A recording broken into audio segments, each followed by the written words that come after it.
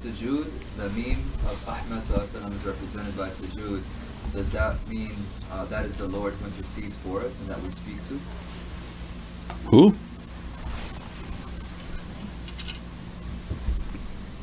Allah's. Every prayer is for Allah.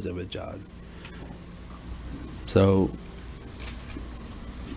the meme means the Muhammadan. Who's praying? From Insana Kamil. Yeah, where are you? Remember, this way you don't exist. So you don't have to worry about you. Where do you exist? In the reality of Prophet. So read Insana Kamil to understand. So there's only one being, because La ilaha illallah, and the other part of the kalima is Muhammadan Rasulullah. So this grand soul, immense soul, everything is inside that soul. Who's praying? That soul is praying. So now we show you. You pray, but your microphone somehow could talk to your cells, and your cells ask me a question, how do I do like this and I do like that, I do like that. Yeah, that's all interesting, but until he prays those cells won't take the benefit, because the cells are inside of you.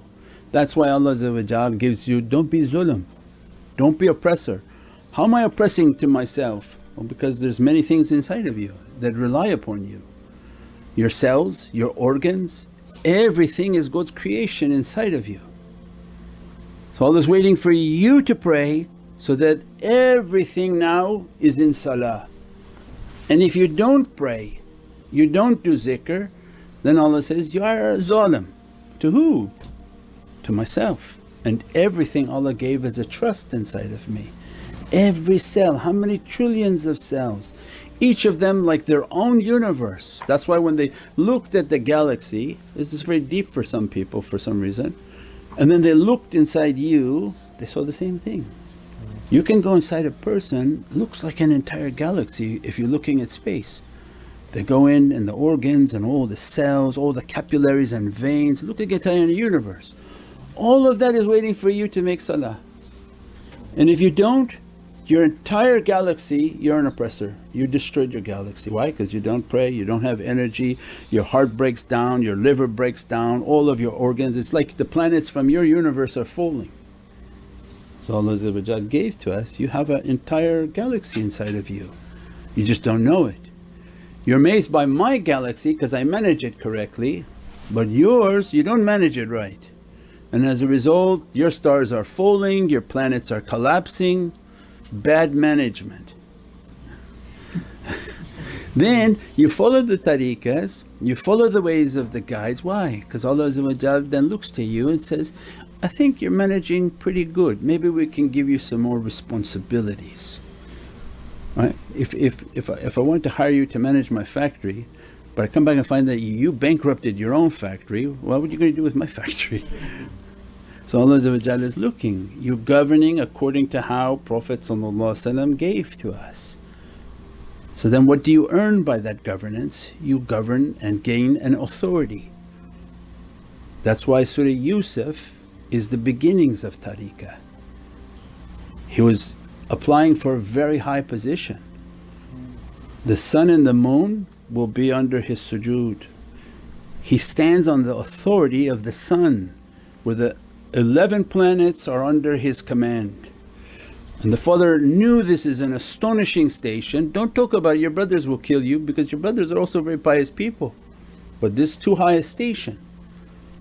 So he had to be sent under difficult testing, difficult submission, even 7 years of isolation that he had to ask for that isolation. His first isolation was thrown into well by command of Allah. His isolation is, Ya Rabbi, I think I'm better to go into my prison better than what this dunya has for me. After 7 years of isolation he came out as the commander of all the wealth of the Pharaoh of that time, Malik al-Aziz. But not only that, that his father who was a Prophet, Sayyidina Yaqub, he bowed at his feet and kissed his feet. Why? They say there's no bowing allowed. He bowed and kissed the feet of Sayyidina Yusuf as-salam. Why? Not because he got the money of Egypt, but he says, now I understood you achieved, the sun and the moon are under your command.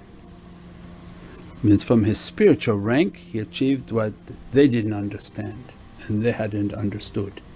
So no, there's many things that is not understood by physical people. So these are, whatever that was from Bani Israel is not a drop in the Muhammadan haqqaiq.